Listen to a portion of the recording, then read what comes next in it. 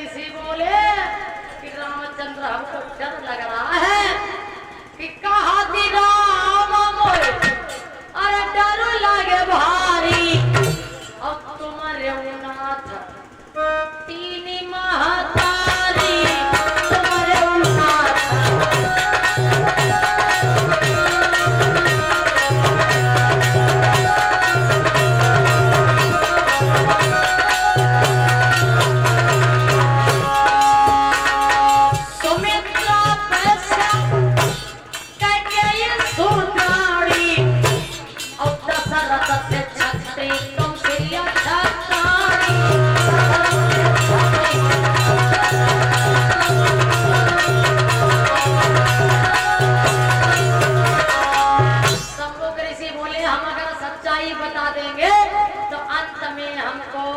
बदले में मौत मिलेगी।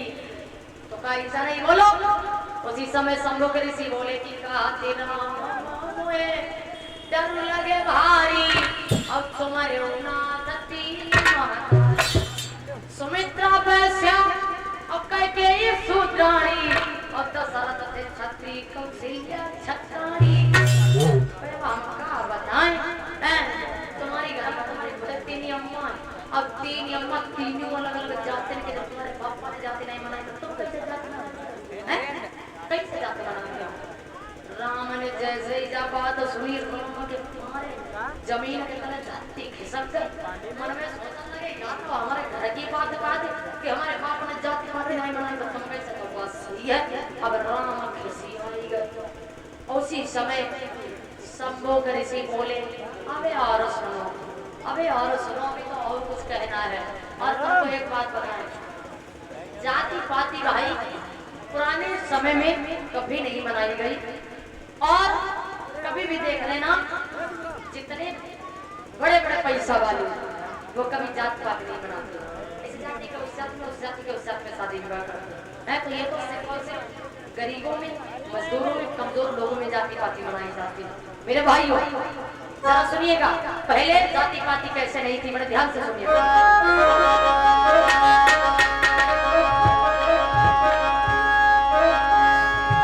कि अर्जुन के भाई भीम से ब्याहे थे, अम्मन रुलाल ऋषि का कन्या ब्याह हिलाए थे।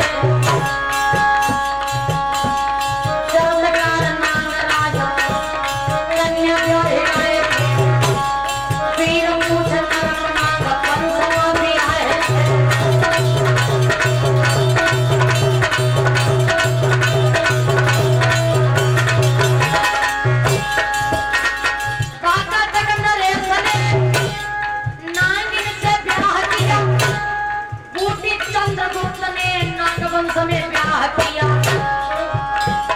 उग्रसेन की नारी से राक्षस ने विषय किया। श्री कृष्ण के मामा है कंस को जन्म दिया।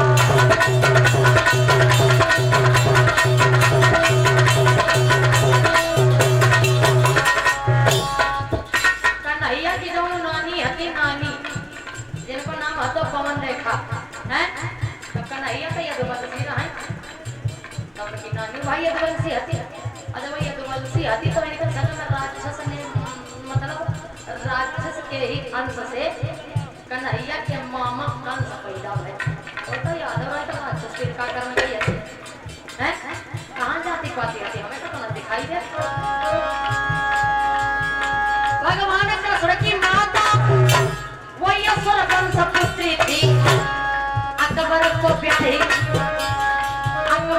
ब्याही मान सिंह की बहन छत्री थी।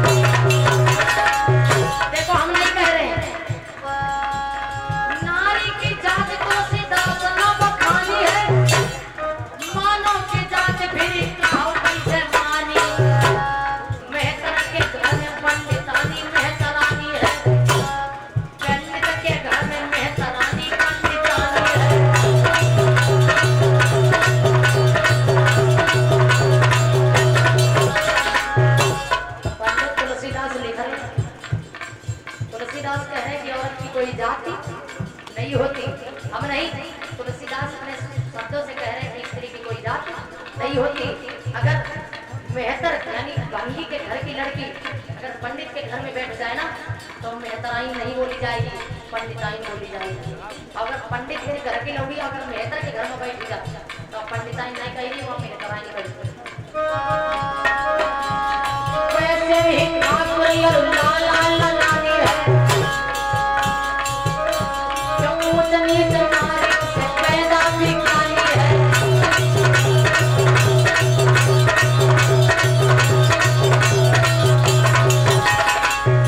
अरे जरा नहीं शर्म आए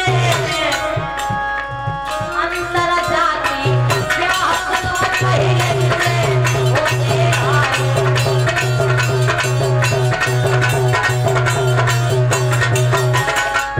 अंतर जाति ब्याह सुनो पहले से होते आए। उसी समय भैया संबोधन श्री रामचंद्र से कहने लगे, अबे तो कुछ नहीं होएगा, अबे और तन की बात हमारी सुनी लो। रामचंद्र खड़े हैं, संबोधन ऋषि बोले, अरे मतलब से तुम के ही निषाद गले लगाई ले हो। कहे रामचंद्र कहे तुम कितने बड़े बड़े सतधारी हो, आए तुम तो बहुत बड़े मतलबी हो, तुम अपनी तरफ देख रहे हो। मतलब के कारण तुमने केवल को अपने गले लगे हैं।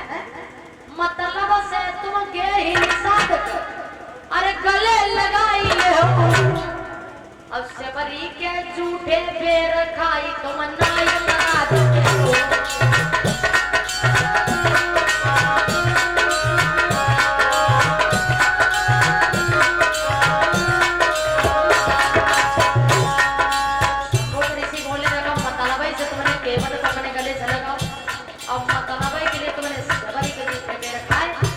सबरी फांसी जाती है, वो फांसी भी ना करी थी, वो तुमने वापस दूर को दे खाई ले, आज तुम जाति मनाई रहे हो हैं।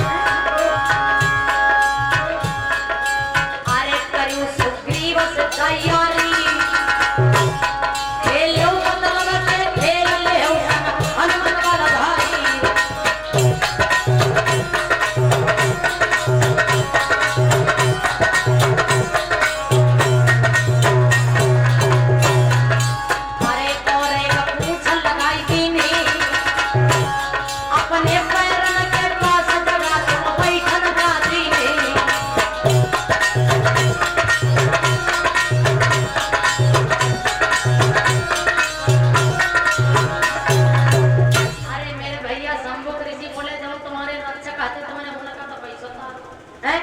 अब एक बात बताओ, जैसे हमारे घर में कोई नौकर हो, हमारे घर का काम करता हो, तो हमारा फर्ज बनता है कि यानी वो हमारे घर की साफ सफाई कर रहा है, हमारे घर की देखभाल कर रहा है, तो इसका मतलब ये नहीं है कि उसको कचरा में गाड़ दिया जाए है। नौकर है हमारा साथ यानी और साथ दे रहा है जगह जगह पर, तो अगर देखा जाए मेरे भैया जो साथ देता है बराबर, तो उसको हमेशा से बराबर रखना चाहिए है। लेकिन हमारी तो हिम्मत नहीं, राम राम कहते बुढ़ाते, और तुम जानो पूछो कैसे, क्योंकि जिन्ने जिन्ने राम कही उनकी दुर्बुद्धि हुई गई, अगर तुम करिए तो हुई तुम्हारी। क्यों कि बताओ भैया, अरे राम कही कैसे भाई,